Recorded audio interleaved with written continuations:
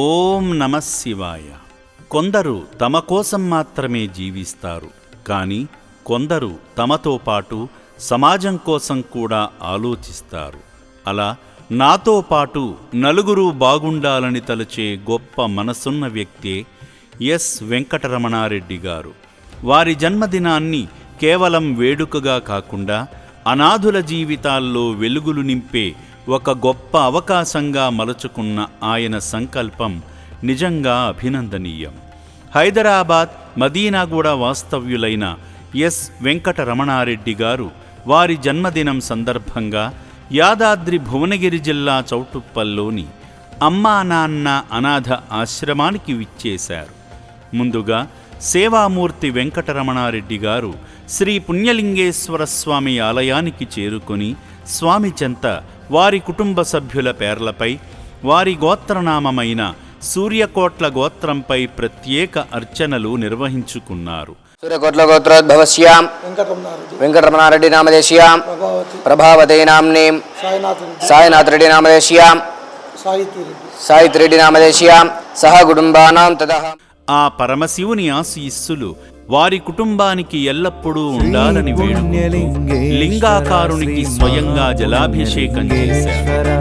శ్రీ పుణ్యలింగేశ్వర శ్రీ మహాపుణ్యలింగేశ్వర జంగమదేవా జగతికి నీవే ఆధారం హరా.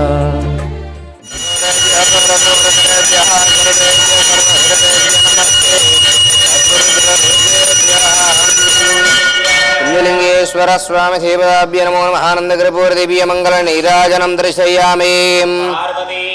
హర హర మహాదేవ శంభో శంకర నమః. శివార్పణమస్తు. ఈ సందర్భంగా అర్చక స్వామి అక్షింతలతో దీవించి జన్మదిన వేళ శుభాశీస్సులు అందజేశారు. అభాగ్యుల మనుగడ కోసం ఏర్పాటు చేసిన హుండీలో కానుకలు వేసి శివయ్య కృపకు పాత్రులయ్యారు. ఈ శుభ సందర్భంగా వెంకటరమణారెడ్డి గారు హోమంలో పాల్గొని వారి కుటుంబం క్షేమంగా ఉండాలని ప్రార్థిస్తూ యాగంలో ఆజ్యం సమర్పించారు.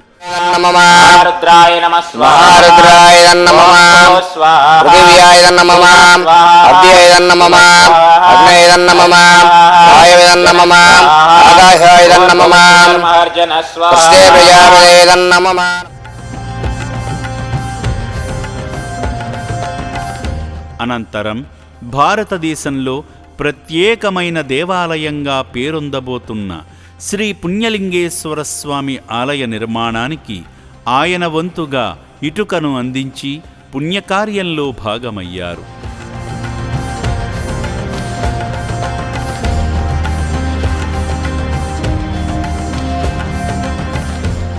సేవా మార్గంలో భాగంగా ఎస్ వెంకటరమణారెడ్డి గారి పుట్టినరోజును పురస్కరించుకుని రక్షణాలయంలో జీవిస్తున్న భాగ్యులకు తన కుటుంబ సభ్యులైన ప్రభావతి గారు, సాయినాథ్ రెడ్డి గారు, సాహితీరెడ్డి గారి తరపున అన్నదానం చేసి మహోన్నత వ్యక్తిగా నిలిచారు.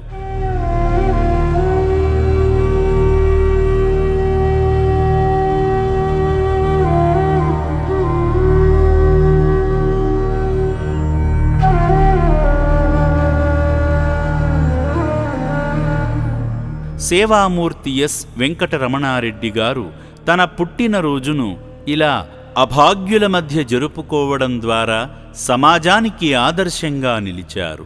శ్రీ పుణ్యలింగేశ్వర స్వామి ఆశీస్సులతో వారి కుటుంబం ఆయురారోగ్యాలు సుఖ సంతోషాలతో వర్ధిల్లాలని అమ్మా నాన్న అనాథ ఆశ్రమం కోరుకుంటుంది. దాతలకు సేవామూర్తులకు విన్నపం: ఈ అభాగ్యుల పట్ల మీ దయాహృదయాన్ని ఈ వీడియో చూడటం వరకే పరిమితం చేయవద్దని మనవి.